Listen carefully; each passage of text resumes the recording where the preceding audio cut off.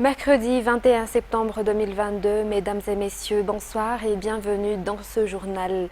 Dans les informations de ce jour, durant la première journée du sommet des Nations Unies, le président Andry Rajoelina a rencontré la directrice générale du Fonds monétaire international ou FMI, Kristalina Georgieva. Les deux parties ont fait le point sur la coopération et sur les perspectives d'avenir.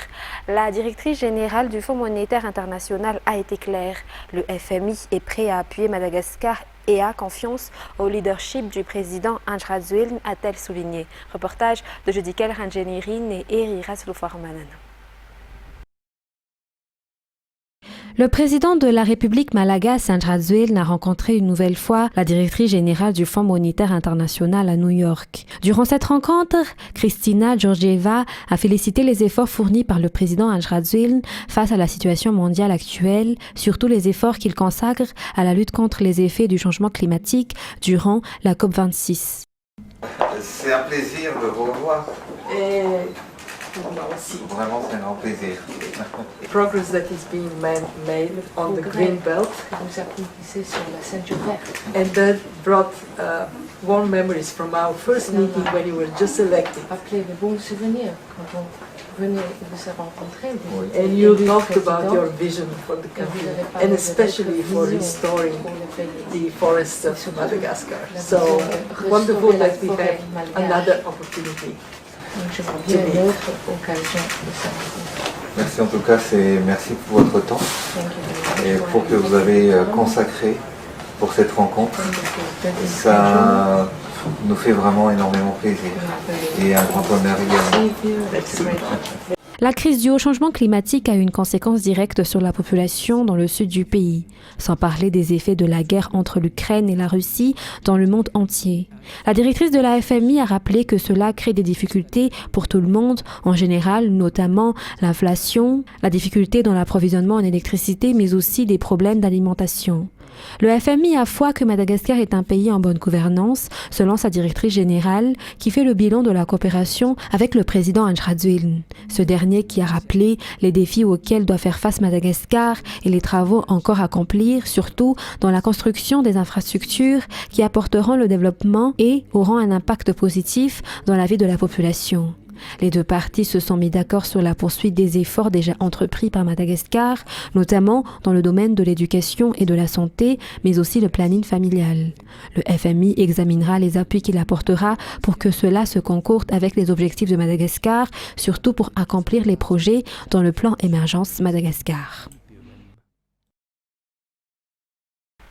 Dans un tout autre sujet à présent, toujours page politique, l'ambassadeur de France à Madagascar a réitéré aujourd'hui à Anous qu'une réunion commune entre la France et Madagascar se tiendra très prochainement concernant les îles Malagasy dans l'océan Indien.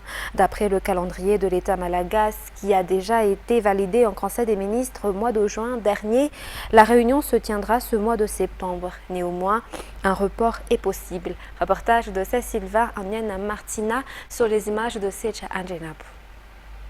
La première réunion commune entre les comités malagasy et françaises concernant les petites îles de Madagascar s'est tenue en 2019 au palais d'Andafiavarach.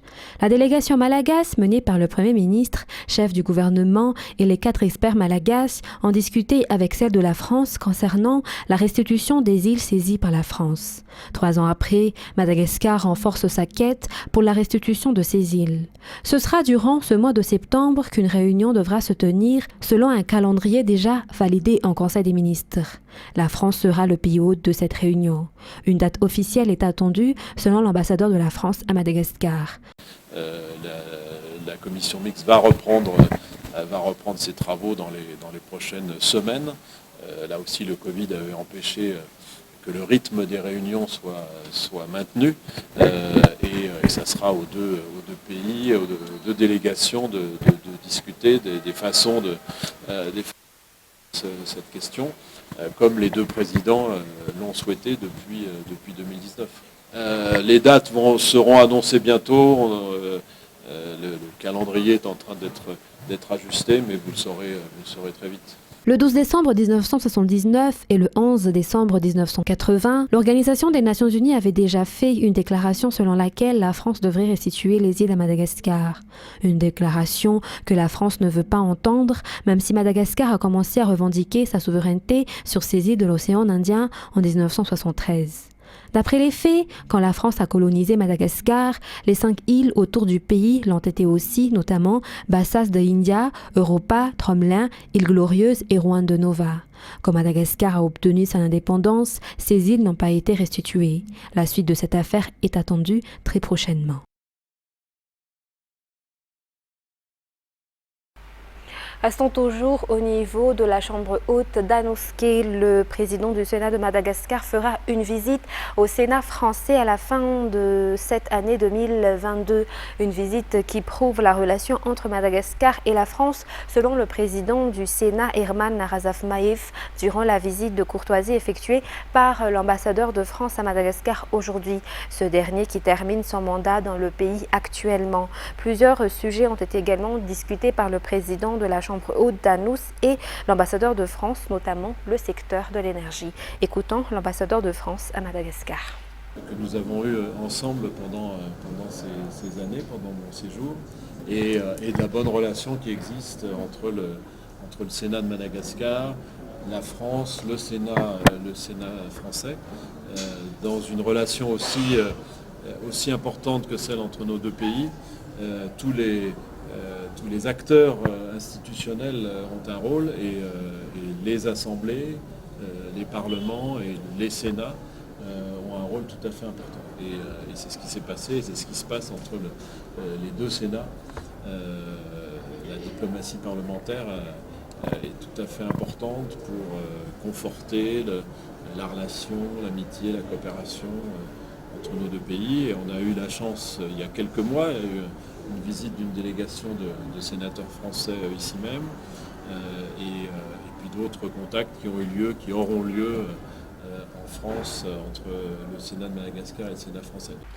Et le secrétaire d'État chargé de la gendarmerie nationale, Serge Gelé, a déclaré que les victimes dans l'affaire de carburant additionné de pétrole à Tamatave peuvent porter plainte. Ils peuvent en apporter des preuves au sein du camp Ratimanjave à Djefanamouzanar. Et en ce qui concerne l'affaire Ikung, il a affirmé que l'enquête se poursuit toujours. Mervoula Tsferen nous en dit plus. L'audition des témoins par la gendarmerie concernant l'affaire Ikung s'est achevée hier, selon les explications du secrétaire d'État chargé de la gendarmerie. Des mesures ont été déjà prises pour les gendarmes impliqués dans cette affaire. Concernant l'affaire de carburant additionné de pétrole qui s'est produit à Tamatave, il a affirmé que l'enquête ne peut pas être faite en une seule journée. Pour cela, il est important que la population ait de la patience et fasse confiance aux enquêteurs. Toutefois, ce secrétaire d'État a également déclaré que tout individu qui se sent victime de cette affaire peut apporter des preuves et porter plainte auprès du camp Ratimanjave. Le secrétaire d'État chargé de la gendarmerie a eu une rencontre avec l'attaché de sécurité intérieure auprès de l'ambassade de France, le colonel Pierre Couvet. Ce diplomate, qui est aussi un gendarme, est arrivé à Madagascar il y a tout juste une semaine. Il est déjà une vieille connaissance du secrétaire d'État, Serge Gelé. Pour cela, il a déclaré qu'il espère que cette relation qui existe déjà peut améliorer la coopération entre la gendarmerie française et la gendarmerie malgache. Julna Sadji a pris ses fonctions de premier président de la Cour d'appel d'Antsran après sa nomination le 11 août dernier. Sa prestation de serment s'est tenue ce jour à la Cour suprême à Noussi. Parmi ses priorités figure l'accélération des procès, surtout concernant les litiges fonciers. C'est un reportage signé Ruth Christelle Rakout-Malal et Yves Janel.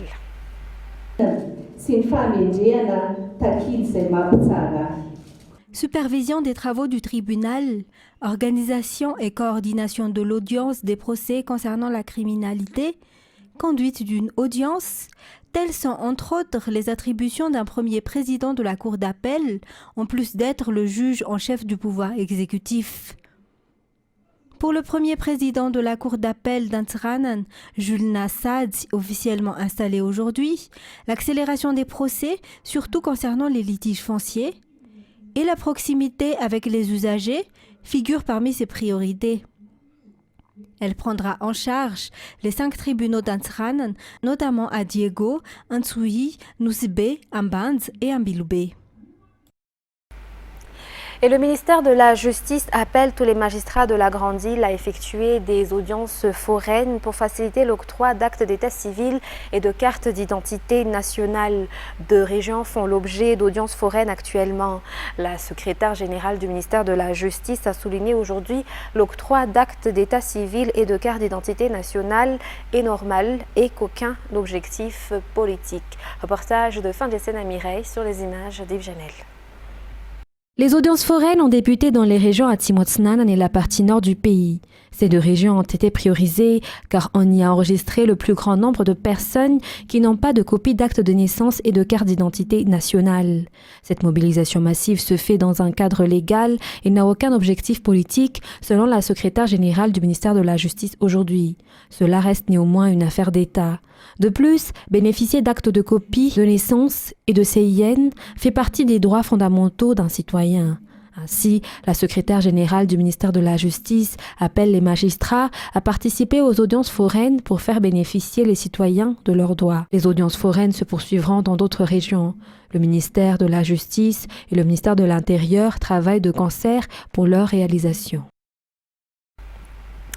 Toujours dans la page politique, la concertation nationale voulue par les partis de l'opposition n'a aucune raison d'être selon le parti politique Yarakisik aujourd'hui.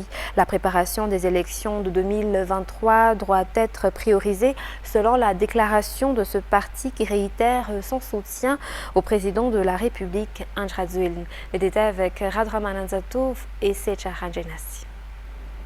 Une concertation nationale est nécessaire pour un pays en guerre ou en crise, selon le parti politique Yarakisik aujourd'hui. Madagascar n'en a nul besoin car le pays n'est ni en guerre ni en crise, selon toujours les déclarations de ce parti politique. Cependant, Madagascar étant un pays démocratique, les partis de l'opposition peuvent s'exprimer et émettre leur opinion. Ils peuvent ainsi tenir leur concertation nationale, selon le président national du parti Yarakisik. Ce parti a aussi émis son opinion sur divers sujets dans le pays, notamment sur le prix du carburant. Selon son président national, le général Camille Vital, qui est aussi ambassadeur de Madagascar à l'île Maurice, le prix du carburant à Madagascar est moins cher comparé au prix dans les autres pays. Le parti s'est également exprimé sur l'affaire Ikung. Selon le parti, Madagascar est un pays de droit. Il appelle ainsi les citoyens à rester calmes et attendre les résultats de l'enquête. Dans l'actualité sociale, le nombre de personnes présentant des symptômes de l'Alzheimer ou qui sont atteintes par cette maladie a connu une augmentation au cours de ces 3 dernières années à Madagascar. Environ 40 000 personnes vivent avec cette maladie dans le pays. Cette maladie qui est encore une maladie honteuse à Madagascar. Pourtant, la famille et le malade nécessitent des soutiens pour pouvoir faire face à cette maladie incurable. Reportage de Oubi Rassammanan et Yves Janel. Toutes les 3 secondes, une personne dans le monde développe un trouble neurocognitif de type Alzheimer. 95% des personnes atteintes par cette maladie sont des personnes âgées. Bien qu'il n'existe pas encore de remède, des preuves démontrent clairement qu'un traitement, un soutien et des soins appropriés après le diagnostic améliorent la qualité de vie des personnes qui vivent avec cette maladie. Cela leur permet de conserver leur indépendance plus longtemps. Il existe quand même des médicaments qui peuvent être pris par les malades durant le premier stade de la maladie, mais ils sont très chers selon le docteur Raharsan Andjianen, neuropsychiatre. 21 septembre, journée mondiale consacrée à la lutte contre l'Alzheimer. Les médecins ont confirmé que les soins, le traitement et le soutien après le diagnostic sont reconnus comme un droit humain et ne doivent pas être négligés. Ces derniers font référence à de multiples interventions qui sont susceptibles d'améliorer la qualité de vie des malades, surtout l'aide aux activités physiques de la vie quotidienne, la prise en charge, l'accès aux soins de la santé et l'inclusion sociale. Pour aider la famille d'une personne atteinte d'Alzheimer, il existe des associations qui peuvent les prendre en main pendant une durée déterminée. Dans les actualités internationales de ce soir, Fiona continue sa course meurtrière dans les Caraïbes. Des crues soudaines et potentiellement mortelles sont à prévoir dans les îles Turques et Haïques, dont les habitants sont appelés à se confiner alors que l'ouragan de catégorie 3 se rapproche aujourd'hui. France 24. Sur le littoral des îles Turques et Caïques, des rafales de vent jusqu'à 185 km/h. L'ouragan Fiona poursuit sa route dévastatrice dans la mer des Caraïbes. Il a même gagné en puissance mardi pour atteindre la catégorie 3, synonyme de cyclone majeur. Un peu plus tôt, c'est la côte sud de Porto Rico qui a subi des dégâts considérables, notamment dans les bananeraies. Certains navires ont même été projetés sur les rivages. Des scènes traumatisantes pour les habitants. C'était trop. Je ne m'attendais pas à ça. Beaucoup de gens ont tout perdu. C'est très très dur. Avec les pluies diluviennes, des villages entiers ont été recouverts. Près de 900 personnes ont dû être secourues. Autre conséquence, des coupures de courant massives. Beaucoup n'ont pas d'autre choix que de stocker du carburant pour alimenter leur groupe électrogène lorsque l'électricité n'est plus distribuée. Il faut allumer le groupe électrogène dès le matin pour que tout reste frais dans le frigo. Et puis il faut l'éteindre pour économiser l'essence qui se fait rare. On ne peut pas l'avoir toujours allumée. 5 ans après le passage de l'ouragan Maria, Porto Rico peine à se remettre. À l'époque, le cyclone avait tué près de 3000 personnes sur l'île et détruit l'ensemble du réseau électrique. Désormais, les autorités craignent une crise sanitaire. Avec les coupures de courant, les 2/3 de Porto Rico sont privés d'eau potable. Une situation que connaît également la Guadeloupe. 3 jours après le passage de l'ouragan Fiona, près de 60 000 familles étaient toujours privées d'eau, ainsi que le centre hospitalier de Basse-Terre. Et les protestations se multiplient en Iran pour la 5e nuit consécutive. Les manifestants continuaient aujourd'hui de dénoncer la mort de Mahsa Amini, arrêté par la police des mœurs une semaine auparavant. Dans la province iranienne du Kurdistan, au moins 3 personnes ont été tuées durant ces manifestations et un assistant policier a succombé à ses blessures à Shiraz. France 24. Dans les rues de Sari, au nord de l'Iran, une femme danse autour du feu et jette son voile dans les flammes.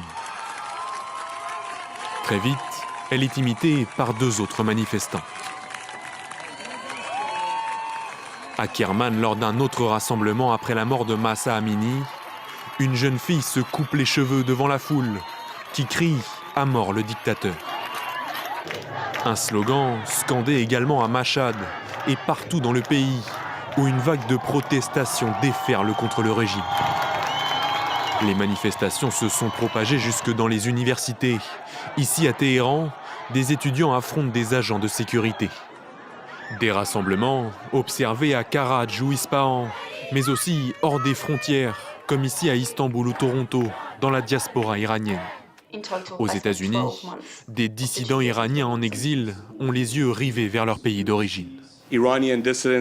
Des dissidents et d'anciens otages iraniens se rassemblent d'une manière inédite en faveur de la justice, en faisant écho aux cris que nous entendons aujourd'hui dans les rues d'Iran. N'ayez pas peur, nous sommes tous ensemble. Mardi, l'ONU a également appelé à une enquête impartiale sur la mort de Mahsa Amini. Les autorités iraniennes, elles, nient toute implication.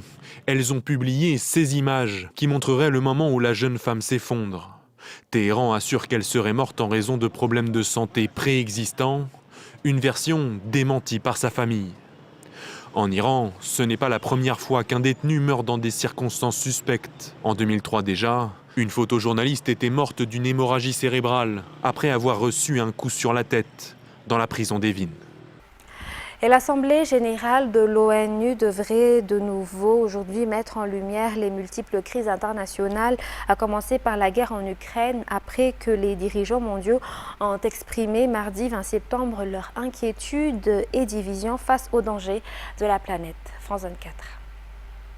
À la tribune des Nations Unies, il y a ceux qui sont clairement contre l'invasion de l'Ukraine. Qui est hégémonique aujourd'hui, si ce n'est la Russie? Ceux qui sont contre les sanctions occidentales contre la Russie Nous sommes contre l'isolement diplomatique et économique. et ceux qui préfèrent s'abstenir. Nous appelons à la désescalade. Jamais l'ordre mondial n'a paru aussi fracturé sur un sujet. Un fossé entre l'Ouest et le reste du monde que l'Occident tente à tout prix d'amenuiser.